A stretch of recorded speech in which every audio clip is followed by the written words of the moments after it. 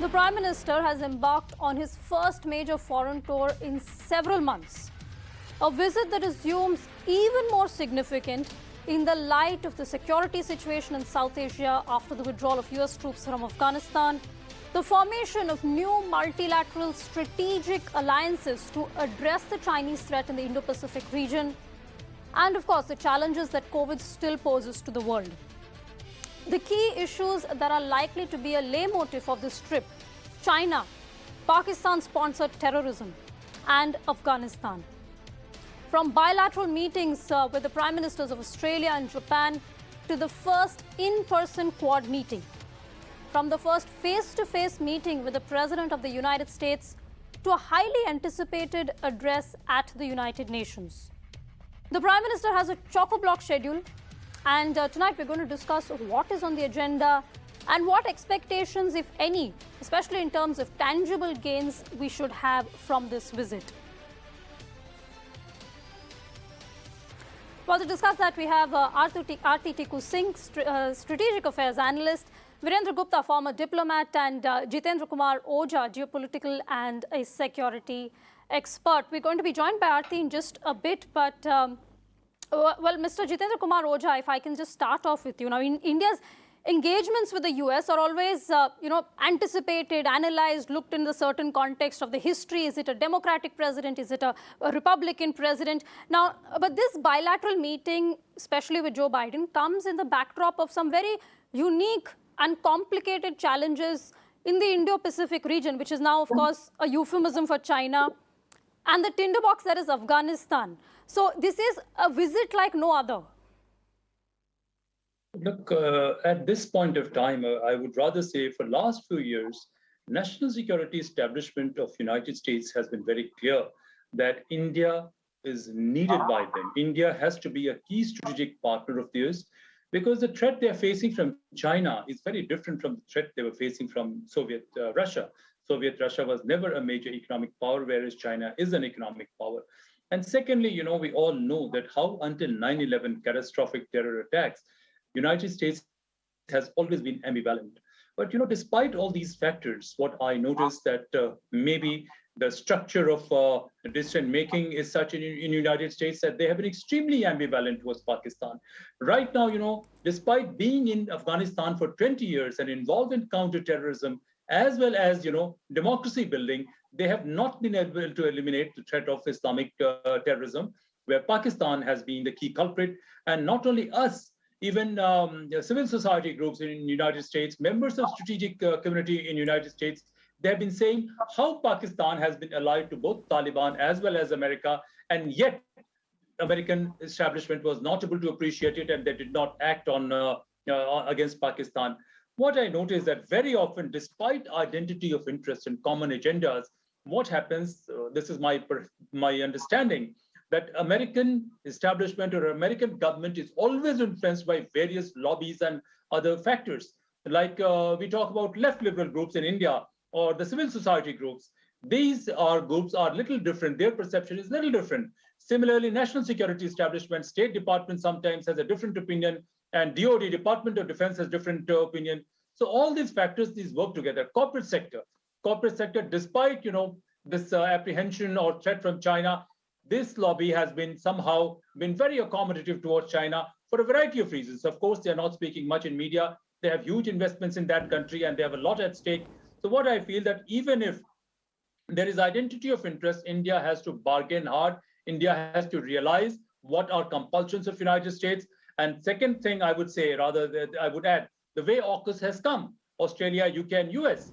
At one level, India was expected to be a key partner, and even President Trump repeatedly said that he would like India to be a major player in entire Indo-Pacific. But suddenly from nowhere, this AUKUS has come.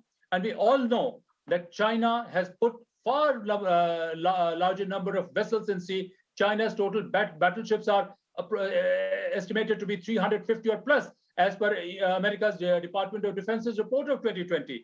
And America's own battleships are something in the vicinity of 300 or so. So what I'm trying to say that somehow America, all said and done, has not been as supportive of India as it should be, or it has not reciprocated. So that is why I feel that yes, some tangible gains will be there. Our Prime Minister is interacting with CEOs, and a large number of CEOs are of Indian origin. We have a very vibrant diaspora, which has always been receptive to India's interests, and they have vociferously spoken in our favor. And yet there are other lobbies. I would also point it out, that two mainstream medias, Washington Post and New York Times, they have been extremely hostile to our Prime Minister, and some Indians only have been contributing, and they have been saying a lot of negative things. Okay. So under these circumstances, we have to be careful about results. Yes, there will be some tangible developments, but it may not be as positive as we may expect. Okay, well, Mr. Roja, I really don't think India should factor in New York Times or Washington Post and their views in any way, at least in terms of our foreign policy. You mentioned AUKUS and you mentioned Quad. I want to discuss both those things in just a bit, but let me take two other aspects of what you mentioned to Dr. Virendra Gupta as well. Mr. Gupta, Pakistan and the Indo-Pacific region. Does America still need Pakistan the way they did earlier? Because during the war on terror, or the supposed war on terror, we saw millions and billions of dollars being poured into Pakistan, which was never actually used for the purposes that it was intended. Now with their withdrawal, are they still going to be dependent on Pakistan, and are they still going to fall for Pakistan's lies? And secondly, has there been a slight shift in focus? Has the Indo-Pacific region now taken a slight precedence in terms of equations compared to South Asia after the US withdrawal from Afghanistan? Well, it is for US now to reassess its relationship with Pakistan. It's hardly appropriate for us to comment on it. And I think one hears certain voices, including by top officials. So I think they have to carefully examine as to whether and if what went wrong and how they must calibrate their relationship with Pakistan. Now, there are two aspects for us. We have to look at US from the standpoint of our bilateral relations. And as Mr. Ojha said, that this realization that both countries need each other is extremely important to drive this relationship forward. And I get a sense that this realization, our relationship has evolved in the last nearly 2 decades from what it was to now having reached a very close strategic space. And this could not have happened if there wasn't realization on both sides that both the countries need. Now, there are enormous benefits in terms of bilateral relationship, our trade and commerce, our defense relationship, all of that, and I don't want to get into it. But I think the cementing factor, the glue really, is China, which is the elephant in the room. And it's because of China, which threatens, of course, India's interest. India has now adversarial relationship with China. China is very assertive and expansionist, giving a problem to all its neighbors. And China is also posing a direct threat to the strategic interests of US, not only in the Indo-Pacific region, but the world at large. So I think, America, and as Mr. Ojha said, this Cold War which is developing could be far more vicious than what it was in the earlier times vis-a-vis Soviet Union. So I think this is making it imperative for US to think in terms of cementing their ties with countries like India. Now, I do not share Mr. Ojha's assessment with regard to the India having been thrown aside, because AUKUS has been brought in. Let me clarify, Quad is not a military grouping. And India is not an official military ally of America. Is it time though, Mr. Gupta? I'm so sorry to interrupt you, but is it time for India to be a military ally now? We are saying that Quad and AUKUS is very different from each other, and I want to come to even Aarti Tikku Singh with that. But is it time to change our alignment and make it more from strategic to military?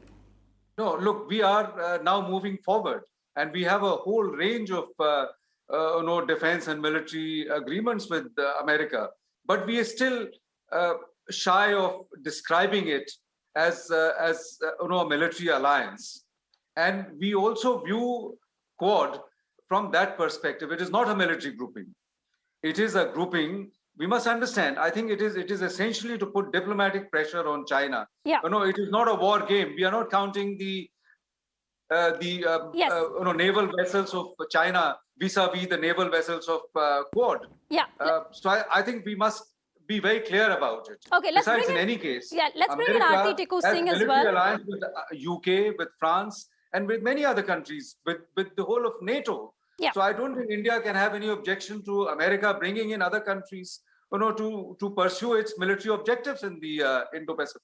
Okay, Aarti Can Tikku I Singh, say just China. one Mr. Ojha, I'll come to you. Let's get a first opening comment from Aarti. Aarti, China's of course taken center stage now. I think in global alliances, two partner nations of Quad are Australia and US, and they've already announced the formation of AUKUS minus India. Does this undermine Quad's existence? Tomorrow, the Prime Minister, of course, is having his first in-Quad meeting. What does the establishment of AUKUS have in terms of its implications for America's commitment to a larger Indo-US relationship and also the existence of Quad? Well, clearly it does undermine the Quad because to begin with, the whole idea of Quad was to contain China. And to contain China means to contain China economically, militarily, and politically as well, because China is an expansionist, imperialistic nation. It has ambitions. It is already on the global stage as an equal of the US and not less than US. So I would say that it's definitely undermining AUKUS, is undermining Quad, because India, if America was really serious about containing China, using this formulation of Japan, Australia, India, then it should obviously be both an economic and military formulation and not just an economic formulation. That is one. Second, it is clear that the AUKUS is an Anglo-Saxon white Christian formulation wherein the Western civilization sees itself as an Anglo-Saxon force or Anglo-Saxon civilization. So we should have absolutely no illusions that they have this clarity in mind that India, I would say, is still a brown nation. Earlier, it was a British colonial state. And therefore, India, they don't see India as a partner, as an equal in that sense. Number two, I would say that the Biden administration, unfortunately, is presiding over the decline of America as a superpower. It is, America is in a declining stage. America is much weaker than it was, say, 5 years, 10 years, or 20 years ago. Also, America is not clear how it really is going to contain China, because on the one hand, soon after coronavirus pandemic hit the world and global economy collapsed, there was a lot of talk, a lot of enthusiasm that supply chains which had been disrupted during the pandemic and supply chains which were essentially China-based, they were going to shift out of China and the investments were going to come to India. That is not happening. We don't see America really shifting hugely or dramatically that, those supply chains are moving to India in a huge way. Yeah. So I would say that Democrats and the Biden administration, whose approval rate is also declining tremendously in the US, there is a lot of I would say resentment against the Biden administration. They realize that they are a weak power today and they need India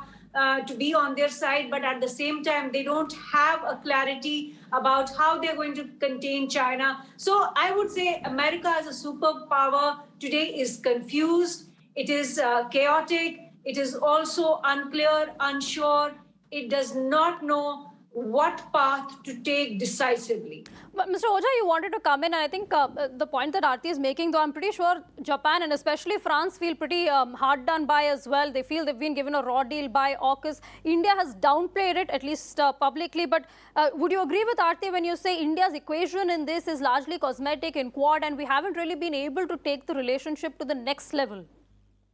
Fact is that, I speak for myself. I don't represent government or anyone. And as an individual, I'm free to speak. What I'm trying to say that India has always been very apprehensive, even reluctant rather, to get into Quad.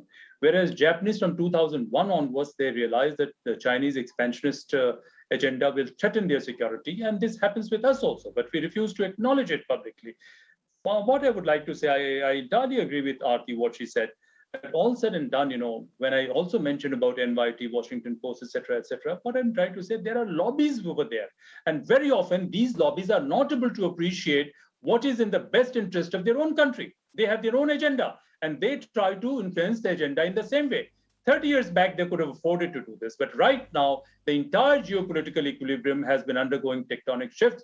America right now, Afghanistan we are talking about, people are losing faith in their ability to do things. Even on COVID vaccine, President Biden is saying by next year, they will vaccinate 70% of the world population. And they will they're trying to buy some 5 billion or so Pfizer vaccines. Some number is there, 500 million or so, whatever. But their own pharma lobby is opposing and resisting it. So fact is that internal structures, internal processes of United States, internal organs of United States, they seem to be in conflict with each other. It is a much more fractured state than what it was earlier. It is not in a position to take a cohesive decision. So as far as AUKUS is concerned, I'm not saying that we have to be military alliance, etc. But why not this technology? Why this technology could not have been transferred to India? We have only one nuclear powered submarine, Arihant, or maybe one more. But suddenly transferring this technology to Australia, realizing it very well, it is not Australia which is going to make a difference. It is going to be India which will make a difference. Not that we should feel bad about it. After all, even if Australia's position becomes strong, naturally it will act as a counter or antidote to China. Yeah. But I would also say, slightly different from Aarti here, objective of Quad was certainly not to contain China. Containment of China could have been part of a larger agenda, or larger goal, and that was rule-based international order or national security of countries like India and Japan. That could have been the real goal. And China was obviously threatening these. Yes. I would also add, finally I will conclude. Mr. Ojha, I'm so sorry to interrupt you. I really am sorry. Unfortunately, we have to have a truncated discussion. And I know this is something, of course, we're going to be discussing over the next 3 days. I do apologize. So I need to get last comments in from Aarti and Mr. Gupta as well. Aarti, we've been speaking of China. It's almost like Pakistan and the situation in Afghanistan has taken a back burner. Are India's concerns, especially regarding this region, which affects us directly, is that off the spotlight now?